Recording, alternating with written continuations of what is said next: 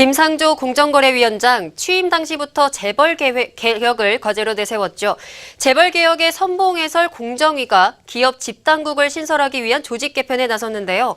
초대 기업 집단국장 자리가 사실상 확정됐다고 합니다. 해당 내용을 단독으로 취재한 현장 기자 연결해 보겠습니다. 박혜미 기자.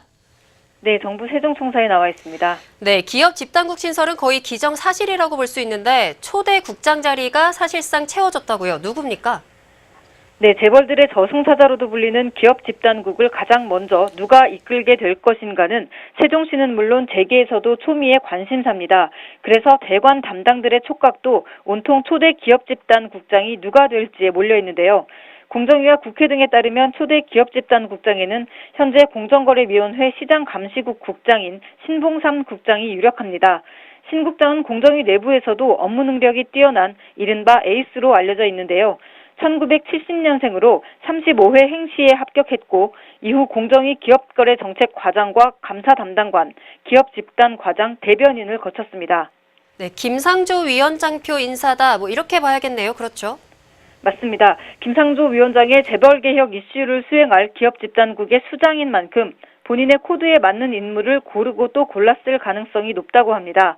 국회 정무위 소속 국민의당 최이배 의원도 기업 집단국 초대 국장에 대해 공정위의 개혁 과제에서 일감 몰아주기 관련 부분이 집중 과제인 만큼 그런 부분을 제대로 추진하도록 김상조 위원장과 코드가 잘 맞는 인사가 적합하다라고 강조하기도 했습니다. 최 의원은 경제개혁연대에서 김상조 위원장과 오랜 호흡을 맞춰왔기 때문에 그 누구보다 김 위원장의 성향을 잘 알고 있다 이렇게 말할 수 있습니다. 자, 신봉삼 국장이 이끌 공정위 기업 집단국 앞으로 어떤 역할을 하게 될까요? 재벌 개혁에 앞장서기긴 할 텐데 실제로 무슨 일을 하는지도 궁금합니다. 네, 기업 집단국은 외환위기 이후에 공정위 조사국이 부활한 것으로 볼 수 있습니다.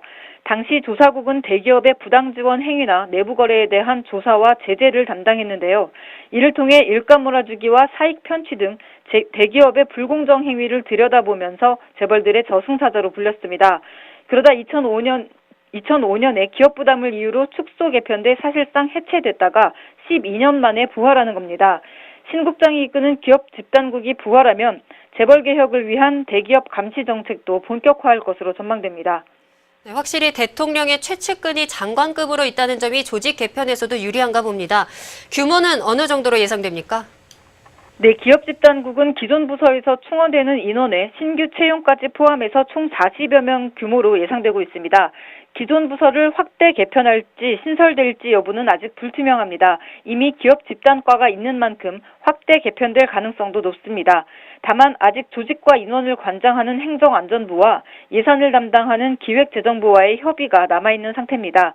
하지만 행안부와 기재부가 공정위 원안을 훼손하지 않는 선에서 통과시킬 것이 유력하다는 분석입니다. 네, 그렇다면 공정위의 공식 입장은 어떻습니까? 네, 공정위는 기업 집단국 설립을 골자로 한 조직 개편안이나 기업 집단국 내정자에 대해서는 함구하는 모습입니다. 일각에서는 행안부나 기재부와의 세부 협의가 이뤄지면 조직 개편안은 국무회의 의결을 거쳐 9월 중에는 확정되지 않겠느냐는 전망이 지배적입니다. 지금까지 정부 세종청사에서 전해드렸습니다.